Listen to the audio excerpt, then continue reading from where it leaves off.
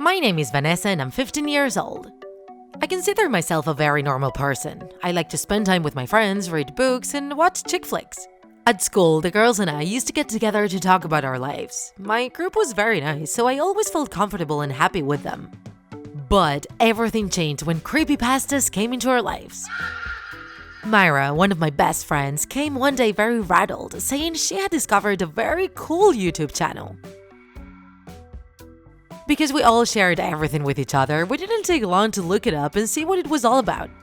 They all got very hooked, especially to the creepypasta videos with evil characters who would kill a bunch of people. I must admit that I did love that channel, but not because of the creepypastas. I enjoyed learning new things with their videos about curious facts, learning more about mythology, and discovering special places in the world. I just couldn't understand how any of my friends could feel drawn to the other videos with such gruesome stories, but that's how it was. Little by little, our conversations became monothematic. Jason the Toymaker this, Slenderman that, the Killer Saga this. I was fed up with it. Thus, little by little, I distanced myself from the group. They were still my friends, and we would still talk sometimes, but it was no longer the same, and we didn't spend recess together anymore. I started talking with another girl from my class, Sylvia. We both thought alike, and I could at least talk to her about other things, such as my crush or what I wanted to eat that day. The girls were mad at me, constantly reproaching me for leaving them. They made me feel like a weirdo, and that affected my mood. I no longer wanted to go out and make plans like I used to. Then one day, Myra, who caused all of this, called me to ask me if I would like to go to a small get-together at her house. All the girls will come and it will all be just like before, she told me. And of course I accepted. I wanted to have my friends back. The day finally came and everything seemed to be going well.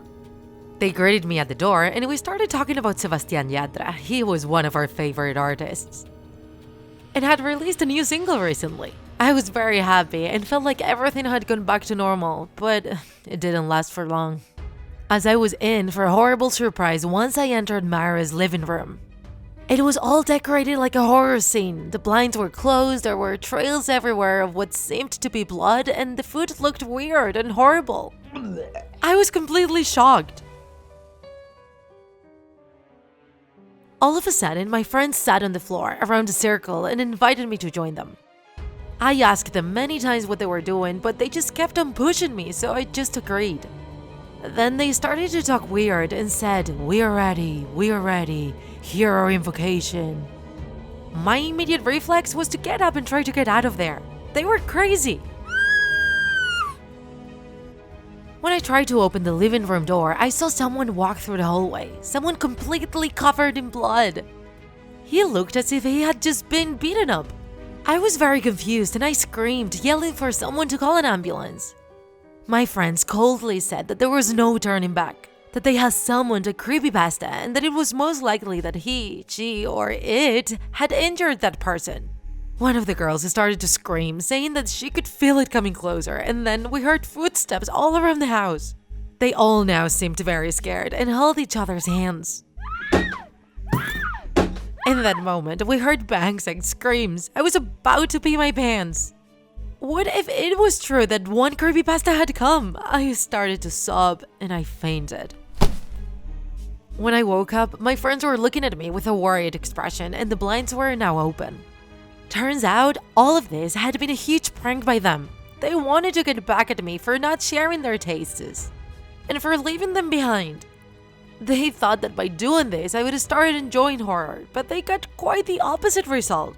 I will never forgive them for that horrible experience they made me go through. If you enjoyed this video, don't forget to like it, and if you want to see more Draw My Life videos, subscribe to our channel. See you in the next episode!